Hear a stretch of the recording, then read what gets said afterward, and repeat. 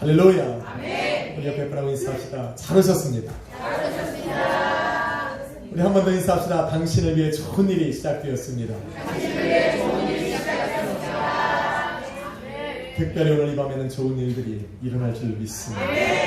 왜냐하면 말씀의 제목이 그렇습니다. 말씀 제목을 한번 따라 읽읍시다. 위대한 역사를 이루는 위대한 믿음. 위대한 역사를 이루는 위대한 믿음. 제목이 멋있지 않습니까? 아멘. 제목처럼 이루어지리라 믿습니다. 아멘. 여러분, 하나님의 위대한 일은 위대한 믿음을 요구합니다.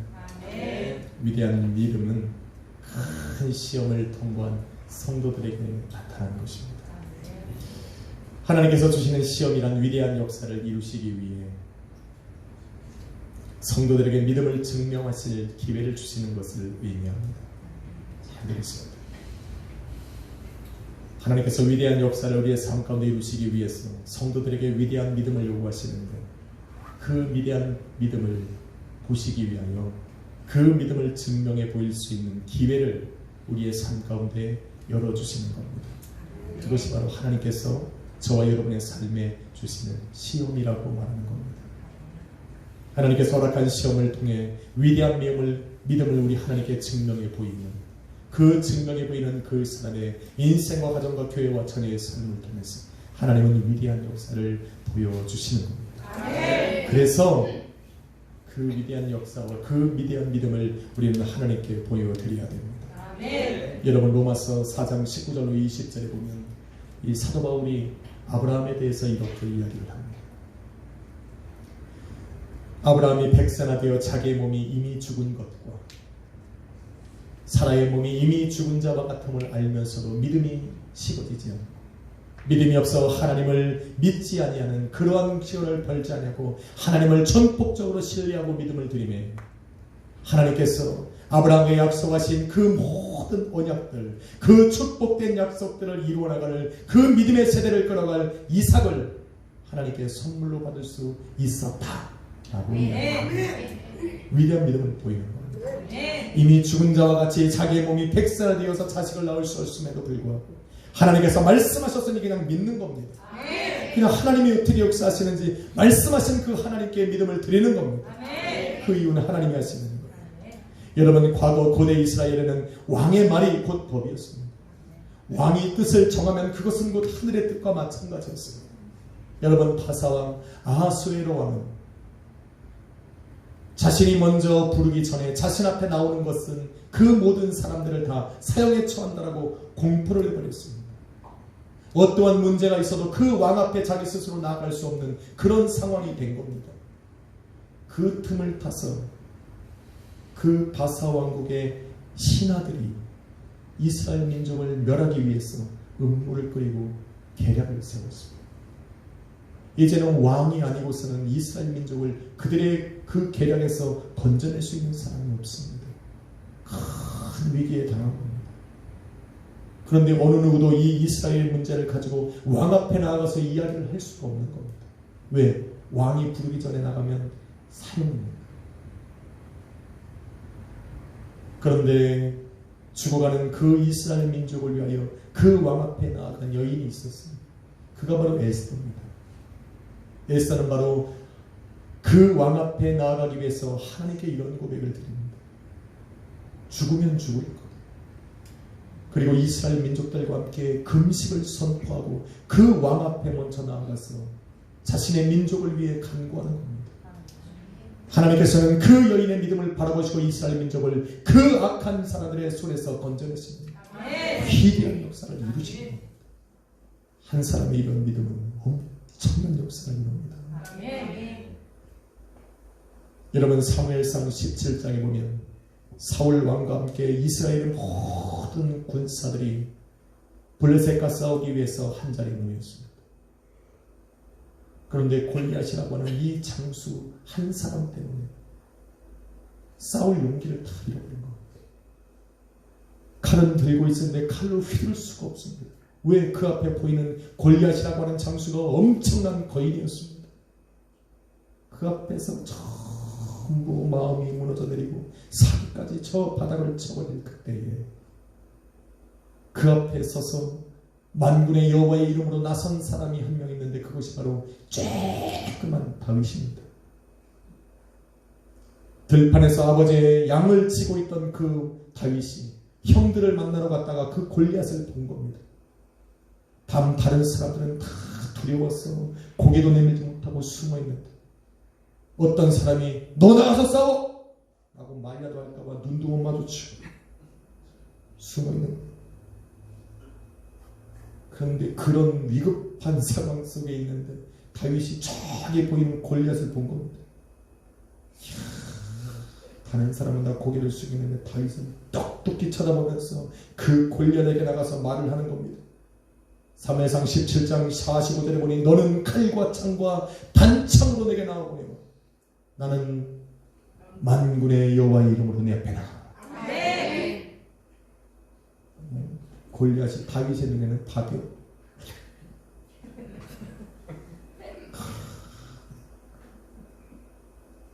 이런 다윗의 믿음을 통해서 하나님은 그냥 그 다윗이 던지는 요만한 물맷돌아라고 그냥 그 거인의 이마라고 해야 되는데 이는 통쾌할 때는 맞박이라고 해야 되는데 그냥 한 방에 그냥. 오늘 좋은 분 있으면 조심하십시오. 물매를 하나 준비했다가 이제 주여 내가 만군의 여호와 이름으로 너에게 던지노라. 딱! 여러분 딱 소리 나면 한 방에 한 명씩 조심하십시오. 그 다윗 때문에 하나님께서 그 골리앗을 무너뜨리고 블레셋 군대를 그때부터 시작해서 블레셋 사람들은 다윗이 살아있는 한은 한 번도 이스라엘을 못 이겼습니다. 그 믿음 하나가 뭔데? 하나님께서 그 다윗을 통해서 바라보신 그 믿음 하나가 뭔데? 그 믿음으로부터 시작해서 한 번도 이스라엘 민족을 이겨본 적이 없습니다. 이와 같이 하나님의 위대한 역사는 한 사람의 위대한 믿음이 증명될 때 세상 가운데 일어나는 겁니다. 그 자리에 여러분이 나와야 돼요.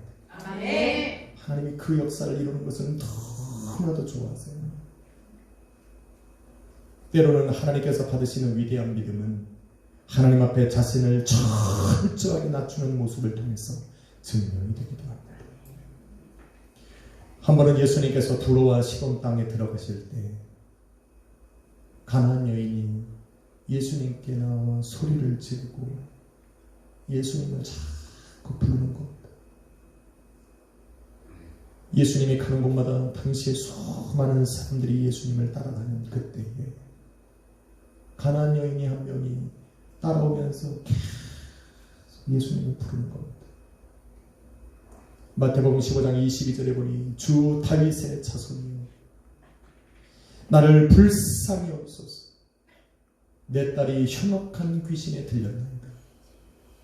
살려달라는 거. 그렇게 따라오는 거.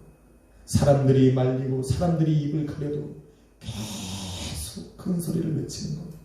주여 나를 긍휼히 여기십시오. 내 딸이 죽게 되었습니다. 흉악한 귀신이 들려 죽게 되었으니 내 딸을 살려달라는 겁니다.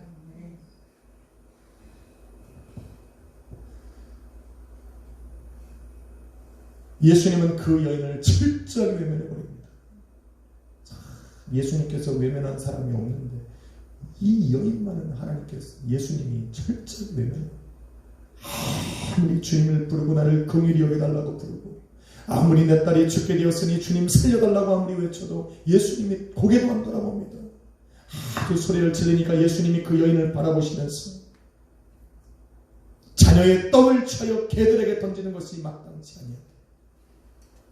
그렇게 자녀를 위해서 울부짖는 그 여인, 그 어머니를 향해서 개와 같다라고 그 여인을 완전히 사람들 앞에 내팽겨쳐버리는 겁니다. 아니 사랑의 주님이 왜 그럴까? 사랑의 주님이 왜 그럴까? 그 앞에 나와서 간과하고 부르짖으라 그리하면 내가 응답하겠고 내가 알지 못하는 그 높임이란 일을 내게 보이리라 말씀하신 그 하나님이 그 예수님이 왜 그 여인에게만은 유독 그렇게 간구하고 부르짖는 그 소리에 우리 하나님이 응답하지 않으실까?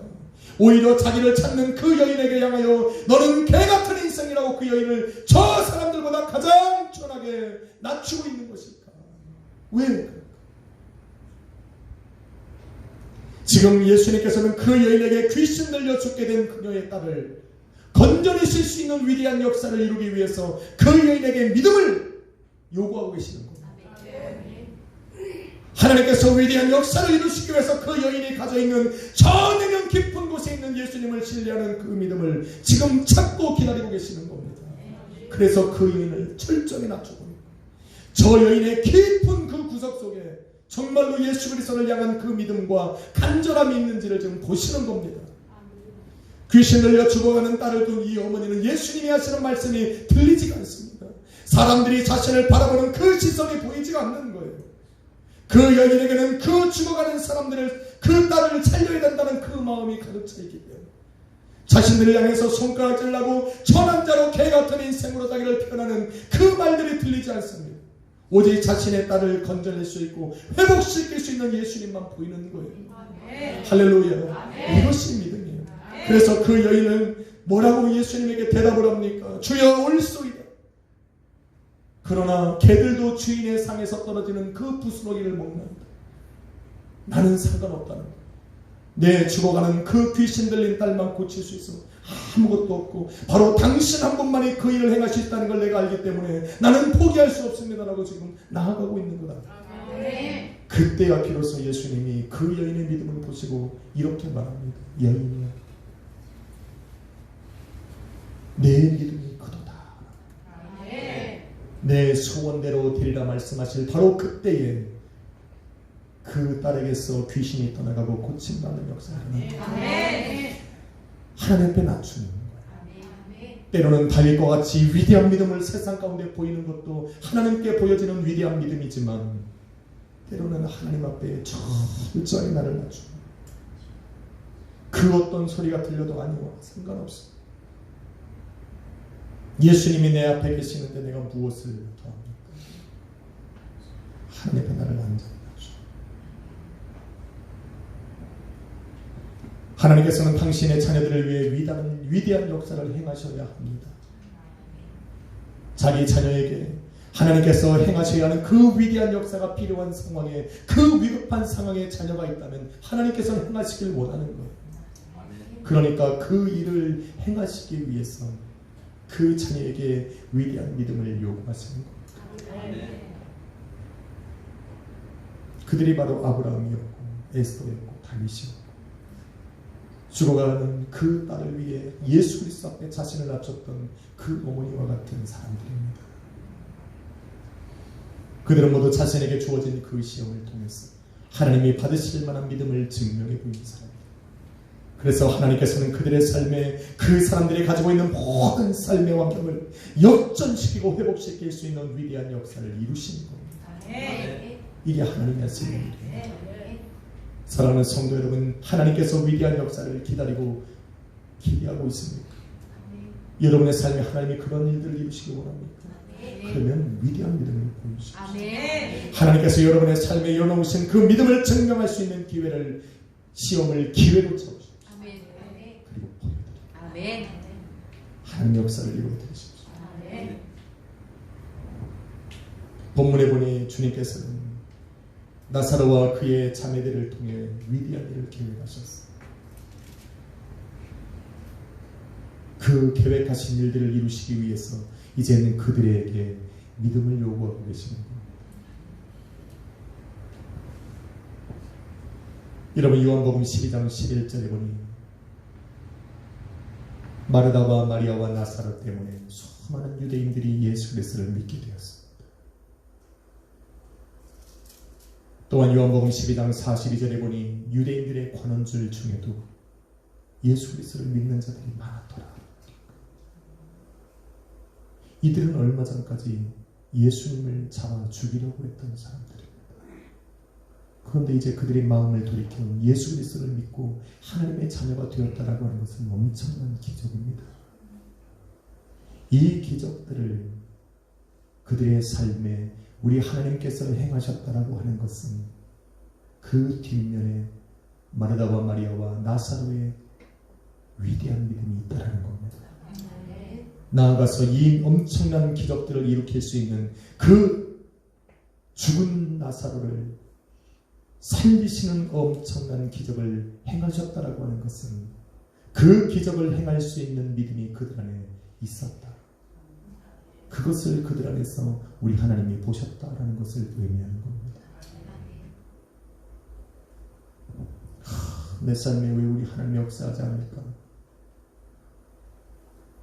그 말은 무슨 말입니까? 내 삶에 우리 하나님이라는 분은 없어. 그 말은 무슨 말이냐면 내 안에 그 역사를 이루실 만한 믿음이 내 안에 없어. 똑같은 말이에요. 하나님께서 이제 다 준비돼서 저 사람의 인생 가운데 놀라운 역사를 계획하시고 이제 믿음만 보여.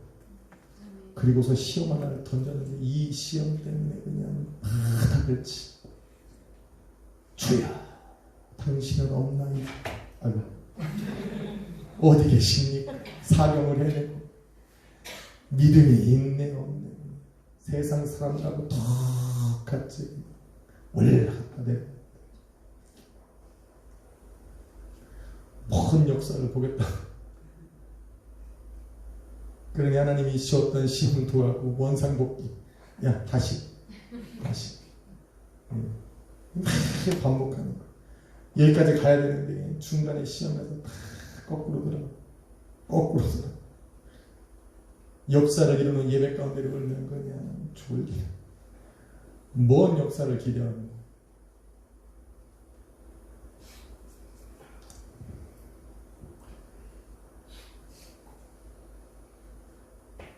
하나님께서는 이 위대한 역사를 이루시기 위해서 마르다와 마리아와 나사로를 택하신 겁니다. 왜 그 많은 사람들을 구원해야 합니까?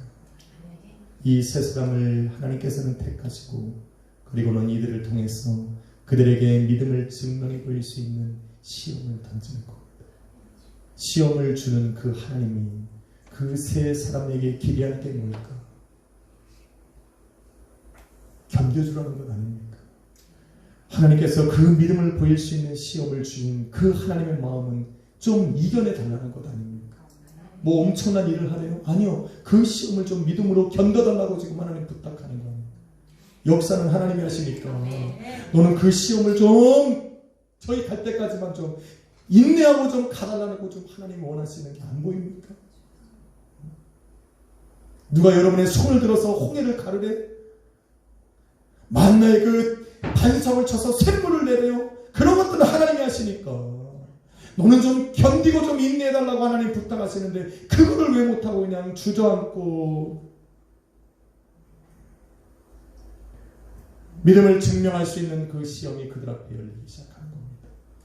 여러분 요한복음 9장 22절에 보면 유대인들이 누구든지 예수 그리스도를 그리스도라 시인하면 출교시키기로 결정을 했습니다. 여러분 이스라엘 민족이 되었다라고 하는 것은 바로 하나님께서 택하신 백성이 되었다는 겁니다.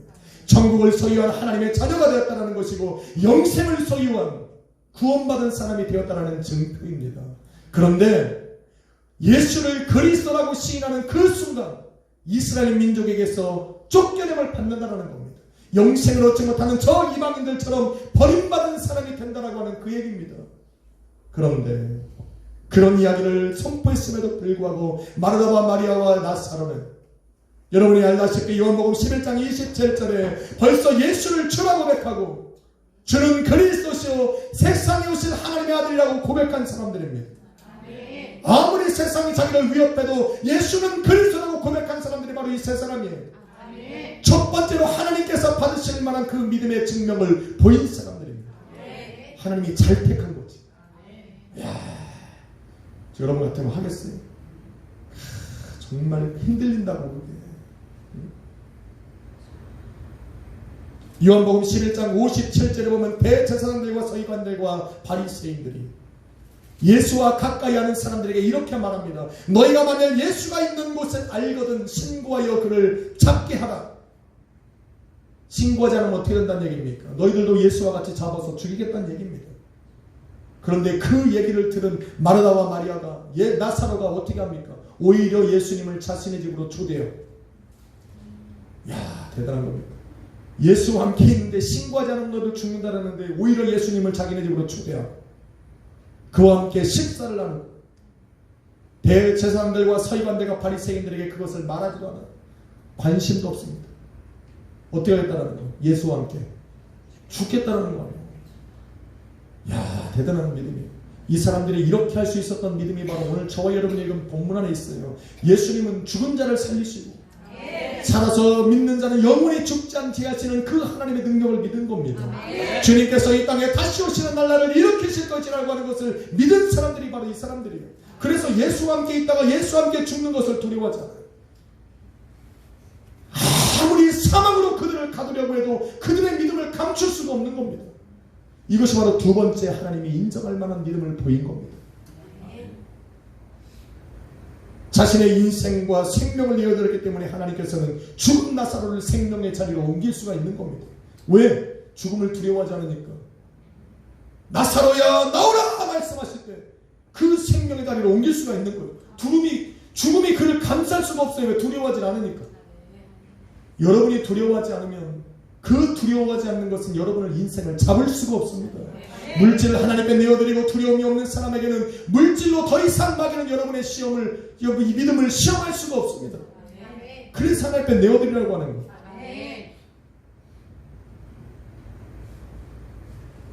하나님께서는 이들의 믿음을 통해서 위대한 역사를 실현시키는 겁니다. 되게 중요한 거예요. 한번 인사합시다. 당신의 믿음을 통해 역사하십니다.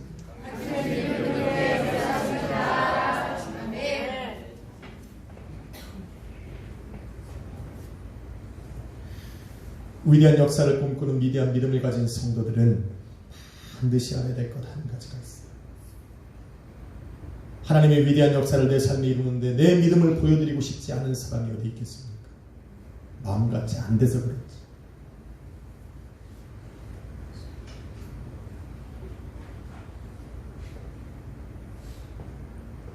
왜 마음 같지 안 되냐는 거예요. 내 믿음인데 내가 결정하고 하면 되지. 뭐가 문제입니까? 그런데 안 되더라니까. 쉽지 않아요. 여러분은 주입사님 여기 나왔다고 감동하셨죠? 저분은 원래 저럴 수 있는 분이에요. 단지 좀 시간이 걸렸을 뿐이에요. 집이 좀 멀어요. 오는데 한 1년 걸려. 근데 오늘 오셨어요. 여기다가 방을 얻으셨으니까 금방 오셔야지. 놀랄 이유도 없어요. 한번 결정하시면 저분은 하는 분입니다. 하나님이 뭔가 역사를 하시려나 보죠. 그러니까 저 자리에 앉혀놓는 거예요. 저 자리에 와야 이루실 일들이 있으니까 앉혀놓는 겁니다. 여러분, 왜 내가 하나님 앞에 위대한 믿음을 증명해 보여야 되는데 자꾸 안 될까? 그것은 바로 위대한 믿음을 증명해야 할 성도 앞에는 그 믿음을 증명할 수 있는 기회들을 방해하는 악한 마귀와 악한 영들이 다스리는 세상 사람들과 환경들이 우리 앞에 있기 때문에 그래요. 악한 마귀는 우리를 방해합니다. 왜냐하면 마귀가 알기 때문에 그래요. 성도가 보이는 위대한 믿음의 증명은 하나님의 위대한 역사를 이루고 하나님의 역사가, 위대한 역사가 이 땅에 실현되는 그 순간 수많은 영혼들이 예수 그리스도 앞으로 돌아오기 때문에 그래요. 그거를 알기 때문에 초전부터 막는 거예요. 그 위대한 역사를 이루지 못하도록 성도들로 하여금 위대한 믿음을 보이지 못하게 방해하고 공격하는 겁니다. 이걸 알아야 돼요. 이건 영적 싸움인데 여러분 막 결정하면 될 것 같죠? 아니, 그렇지가 않아요. 이 위대한 믿음은 그 나를 방해하는 이 사단의 공격으로부터, 방해부터 이겨나가야 됩니다. 이것을 이겨내고 믿음을 보이는 것이 쉽지 않기 때문에 하나님께서도 그 일을 이루셔야는 하는데, 그래서 선별해서 한 사람을 택하는 겁니다. 인사합시다. 당신이 바로 그 사람. 여기도 인사를 해줘. 혹시 알아? 사나이가 큰일을 이룰지. 자, 다시 한번 해줘. 시작. 당신이 바로 그 사람. 자, 그 얘기 들으니까 뜨끔하죠. 그래서 이렇게 얘기해요. 제가요? 아니, 제가 그럼 그 엄청난 시험을 감당해야 되는 겁니까?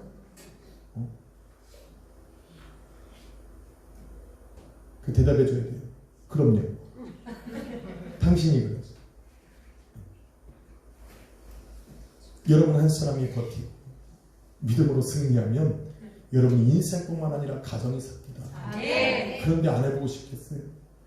만약에 그게 정말 나라면 여러분 감사해야 돼요. 왜? 하나님이 고르다 나를 택했거든요. 얼마나 감격스럽습니다. 아니 내 가정을 위해서 하나님 날 골랐다는데 내가 그거 하나 못 지고 가겠어? 모르니까 못 지는 거지. 혹시 저 사람이 지어야 되는데 대신 질까봐, 손해보는 일 할까봐. 아니 그게 아닙니다. 오늘 내게 그 마음이 들으면 하나님 날 찍은 거예요. 결국 그것은 나를 찍으셨으니까 내가 메고 가야 되는 거예요. 그래야 교회가 쌓이고 가정이 삽니다. 여러분 한번 인사해야 돼요. 당신 때문에 고맙습니다. 저분 때문에 우리 교회가 산다 생각하시는 분, 저분에게 늘 감사해야 돼요. 우리 2020년도에 하나님 정말 구원을 보이실래나. 그러니까 최이사님 오셨지. 그러니까 우리 최이사님한테 감사해야 됩니다. 혹시 알아요 저분이 뭐 할지 아무도 모르잖아요. 하나님이 저 믿음을 보셨으니 어떠한 역사를 할지 아무도 모르잖아요. 저는 보고 싶습니다. 그래서 마귀는 이런 엄청 역사를 이룰 하나님이 택하신 이 마르다와 마리아와 나사로의 인생에 방해하고 공격을 했었습니다. 여러분 읽으면서 보셨어요? 어떤 공격을 했을까? 첫 번째는 나사로를 죽을 병에 걸리게 한 거예요. 주는 그리스도셔 세상에 오실 하나님의 아들입니다 고백을 했더니 마귀가 제일 먼저 그 믿음을 시험하기 위해서, 그걸 방해하기 위해서 나사로에게 죽을 병을 던진 거예요. 믿음 있는 사람은 죽을 병에 걸리면 먼저 하면 예수 그리스도를 찾아요. 그래서 이 마르다와 마리아가 예수님을 찾아서 보냈어요. 종을 보내서 사람을 보내서 예수님을 달려오게 해요. 그런데 상황은 급격히 나빠져서 나사로가 죽게 되었는데 도움 청함을 받은 예수님은 오질 않는 거예요. 오히려 그 말을 듣고 이틀이나 더 거기에 머물러 계시는 거예요. 결국은 도움을 청했던 예수님은 오지 않고 나사로는 며칠이 안 돼서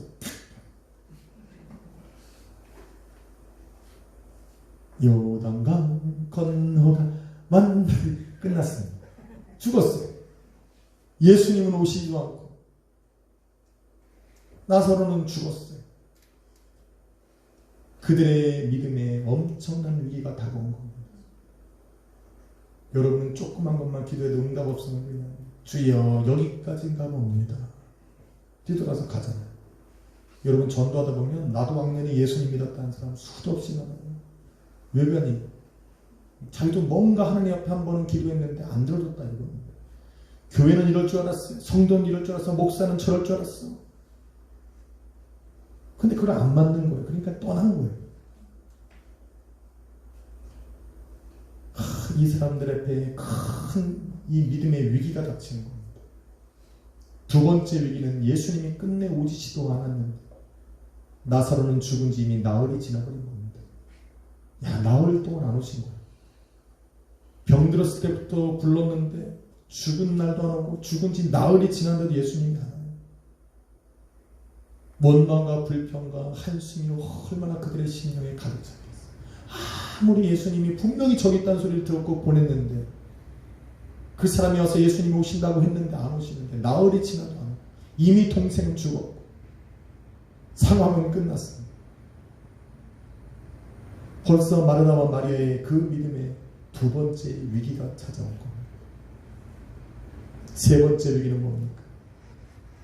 죽은 나사로를 무덤으로 옮길 때였습니다. 무덤으로 옮기고 그 입구를 무거운 돌로 막았음에도 불구하고 예수님은 그때도 그 자리에 없었어요.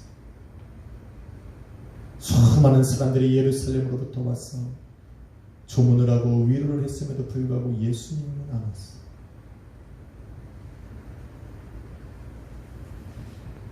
나사로의 죽음이 예루살렘까지 퍼졌습니다. 그래서 예루살렘에서 베다니까지 많은 유대인들이 왔음에도 불구하고, 그래서 분명히 예수님도 그 얘기를 들었습니다. 근데 안 오시는 거예요. 이제는 그 무덤에 무거운 돌이 옮겨지고 그 문이 굳게 닫혔음에도 불구하고 예수님이 오지 않았어요. 믿음의 위기가 온 거예요. 이 사람들의 심령이 어떻겠어요? 많은 유대인들이 예수 그리스도를 그리스도라 시인하면 출교를 할 거라고 협박하고 위협을 줬음에도 불구하고 그들은 그리스도를 고백하고 하나님의 아들이라고 선포했던 사람들, 예수 그리스도의 생명을 줬던 사람들, 예수님을 자신과 함께 있을 때 신고하지 않으면 죽일 거라고 하는 위협 속에서도 예수님을 초대해서 예수님과 함께 식사를 나누면서 예수님과 함께 죽을 각오로 그를 따라다녔던 사람들입니다. 예수님이 안 오십니다. 그리고 내 삶엔 이미 돌이킬 수 없는 환경으로 치달아버리는 겁니다. 무덤 입구가 무거운 돌로 막히고 마지막 희망마저 사라져버리는 바로 그때에 예수님이 오십니다. 무너지는 거죠. 차라리 오지 말지. 다 끝났어. 그때 예수님이 오십니다. 지금 마리아와 마르다의 영적 상태로는 하나님의 위대한 역사를 이룰 수가 없습니다. 이미 무너진 심령. 실제로 그들은 예수님을 딱 봤을 때 이렇게 얘기할 거예요. 저와 여러분이 읽은 본문처럼 21절과 32절에 보니 마르다와 마리아는 예수님께서 오셨을 때 주께서 여기 계셨더라고요. 내 오라버니가 죽지 않았을 겁니다라고 한탄하고 원망합니다. 끝난 겁니다. 아무래도 예수님이 하나님 잘못 선택하신 것 같아요. 위대한 역사를 이룰 만한 믿음이 이들에게 없는 것처럼 보입니다. 아마 여기서 이야기가 끝났다면 이들의 믿음은 하나님의 위대한 역사를 이룰 수가 없습니다. 그런데 소리가 딱 나야지 좋은데 이겁니다. 주님, 당신이 여기 계셨다면 내 오라버니가 죽지 않았을 겁니다라고 그 한탄의 말을 던지고 난 바로 그 다음에 곧바로 마르다와 마리아는 예수님에게 위대한 말을 던집니다. 그것이 바로 22절에 나는 이제라도 비록 나사로가 죽고 무덤에 장사된 지 나흘이 지났음에도 불구하고 주께서 무엇이든지 하나님께 구하는 것을 하나님께서 이루어 주실 것을 나는 믿나이다. 할렐루야. 야, 이 믿음을 드린 거예요. 이게 진짜 믿음이고. 바로 이 모든 것이 무너지고 모든 희망이 사라진 바로 그 자리에서 예수님에게 예수님을 보고 그 앞에서 그 하나님의 능력을 인정해 드리는 겁니다. 하나님, 모든 사람들은 나를 포기하고 죽었다라고 인정을 하고 이미 그 무덤은 무거운 돌로 막혀 있는데 하나님이 이러한 상황에도 불구하고 당신이 하나님께 구하는 것을 하나님이 이루어 주신 것을 나는 믿습니다. 할렐루야. 야, 정말 대단한 믿음. 이미 끝나버린 소망이 없는 자리, 이미 희망마저 사라진 바로 그 자리에서 내 믿음을 드리는 것 결코 쉽지 않습니다. 여러분, 요한복음 11장 39절에 보면 죽은 지 나흘이나 지나서 이미 그의 몸에는 썩은 냄새가 진동하고 있음에도 불구하고 예수님께서 그 말씀을 하셨을 때 그들은 가서 그 돌문을 옮겼다니까요. 나흘이 지나고 썩은 냄새가 난다는 것을 그들도 알고 있음에도 불구하고 예수님께서 그 돌문을 옮기라 말씀하셨을 때 한 사람도 돌을 달지 않고 돌문을 옮겼어요. 이게 믿음입니다. 위대한 역사를 이루는 믿음, 바로 순종의 믿음을 보이는 겁니다. 토를 없어요. 그냥 하는 거예요. 말씀하셨으니까 그냥 하는 겁니다.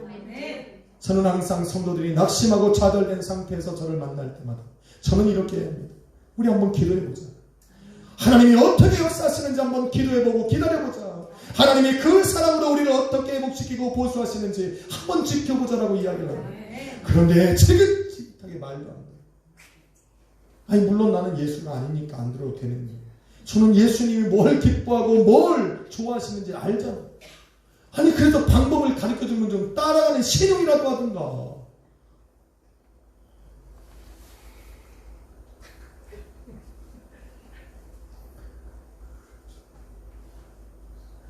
합시다. 좀. 아니, 뭐 다 죽었어 이미. 아니, 뭐 냄새나 열면 안 돼. 냄새 난다니까. 아니, 그러고 말아. 그럼 나한테 뭐하러? 냄새나고 갇혔으면 되는 거지.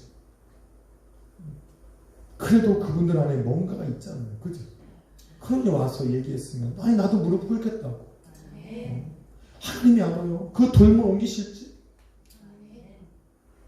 그 돌문을 옮기시고 그 안에서 썩어 냄새나는 그 나사로를 향해서 예수님께서 나사로야 나오라. 하나님이 내 문제를 향해서 그렇게 선포하실 줄 누가 아냐고. 그러니까 기도해 보자는 거 아니에요. 그러니까 말씀하신 대로 돌문을 한번 옮겨 보자고 말하는 거 아닙니까? 그게 기도라고요. 그게 하나님께서 위대한 역사를 이루실 수 있는 믿음이라고.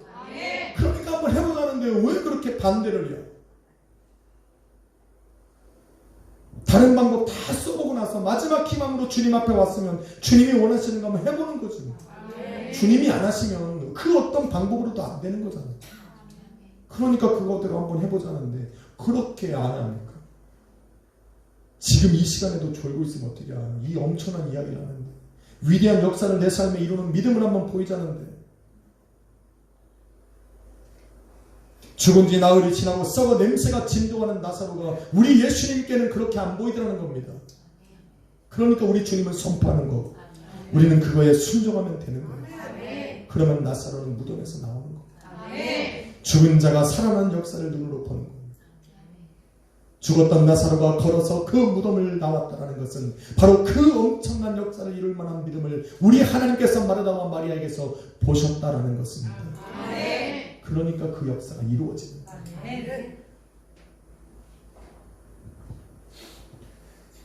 성도의 믿음은 바로 이럴 때 증명되는 거예요.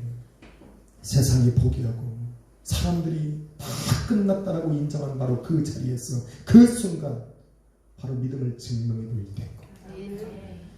손해볼 것 없잖아요. 세상과 사람은 이미 포기했잖아요. 그 일이 돌문이 열려졌다, 나사로가 나오지 않았다라고 해서 문제가 될 게 없어요. 이미 사람들은 인정했죠. 그런데 예수님이 뭐라고 말씀하시냐면 믿으면 하나님의 영광을 보리라. 그러니까 믿음을 들여보는 거예요. 만일 그 역사가 믿음을 통해 일어나면 하나님의 영광을 받으시는 거죠. 그 영광을 우리 하나님이 나타내시면 사람들은 구원을 받는 거잖아요. 그러니까 하는 거지. 손해볼 게 뭐 있습니까? 이때는 머리로 생각하고 지식으로 판단할 때가 아닙니다. 내가 가진 경험과 상식으로 결정할 때가 아니라 하나님께서 내게 주신 그 마지막 방법, 기도를 밀어붙이는 거예요. 어떻게 되든지. 이게 제가 하는 방법이고 우리 전사님들이 하는 방법, 우리 목사님이 하는 방법이에요. 이거대로 한번 해보자는데 뭐가 어떻게 됐어요? 그렇습니다. 주님 모든 것이 끝났습니다. 그런데 이제라도 주께서 무엇이든지 하나님께 구하면 하나님께서 이루어 주실 줄 내가 믿나이다. 너희가 믿으면 하나님의 영광을 보리라 하셨으니 하나님 내가 믿습니다. 그 영광을 보기를 원합니다. 이렇게 기도하는 거예요. 이렇게 기도하는 거예요. 이게 하나님의 위대한 믿음을 보이는 겁니다. 소망이 사라지고 마지막 희망이 사라진 그 자리에서 마지막 믿음을, 그 마지막 믿음을 하나님께 던져드리는 겁니다. 이래야 역사가 일어나죠. 이래야 역사. 위대한 역사는 위대한 믿음의 증명을 요구합니다. 꼭 기억하십시오. 여러분의 믿음이 증명이 되어야 할 그 순간은 세상이 포기한 자리, 사람들이 이제는 끊어졌다라고 인정하는 그 자리, 바로 그 자리에서 믿음의 기도를 드리는 겁니다. 사랑하는 성도 여러분, 하나님께서 사람에게 받으시는 위대한 믿음이 뭡니까? 여러분의 전 재산을 바치는 겁니까? 이게 가장 유치한 믿음입니다.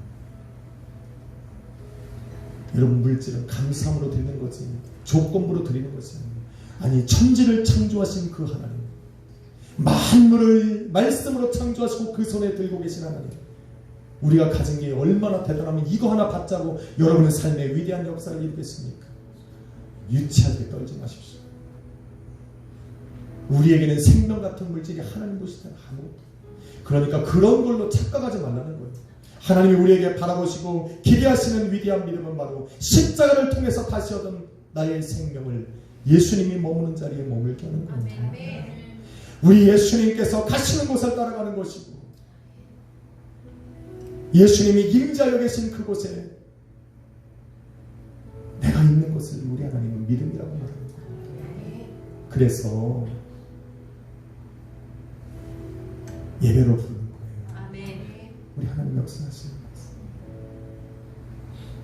아무리 예수님이 계시는 그 자리에 세상이 밀어나라고 손가락질을 하고 세상의 그 환난과 그 위협이 내 삶에 있을지라도 그 자리에 있을지라도 그냥 예수만 바라보고 예수님이 계신 그곳에 있는 것. 내 삶은 저 바닥으로 곤두박질 쳐도 내게 아직 예수 그리스도가 있는 그 믿음을 가지고 예수가 있는 자리로 나아가는 것. 그 예수님만 바라보는 것. 이것이 바로 우리 하나님 우리에게 원하시는 위대한 믿음입니다. 우리는 그럴 수 있잖아요. 그래서 이 자리에 있잖아요. 그 자리에 있어요. 예수님이 계시는 자리에 있어야 역사가 일어나지 않겠습니까? 그래서 주님의 영광이 머무는 예배는 여러분이 있어야 되는 자리, 여러분이 있어야 되는 그 자리에 예수님이 임재하 계신 예배가 있게 해야 되는 이유가 바로 여기 있어요. 죽은 나사로를 살리신 것 같이 죽은 것 같은 여러분의 인생을, 삶을, 가정을, 또한 교회를 우리 주님은 살리길 원합니다. 이제는 우리 믿음을 보여드릴 때죠. 날마다 여러분의 삶의 인생을 우리 주님이 거하시고, 그래서 내 삶의 주인이 될 수 있도록 한번 기도해보고, 주님 내 삶에 찾아오셔서 주인이 되어주십시오. 내가 그 시험을 통과할 수 있도록 나를 도와주시고 나와 동행해 주십시오. 그래서 주님이 나를 기다리시는 그 자리에서 하나님의 위대한 역사를 바라보게 해주십시오. 성도의 기도입니다. 할렐루야. 그 믿음으로 기도합시다. 조금 인내하십시오. 그리고 참고, 그 참고 인내하는 동안에 기도하십시오. 하나님의 놀라운 역사를 이루시리라 믿습니다. 기도하고 우리 시선 잡고 기도합시다. 주님은 감사합니다.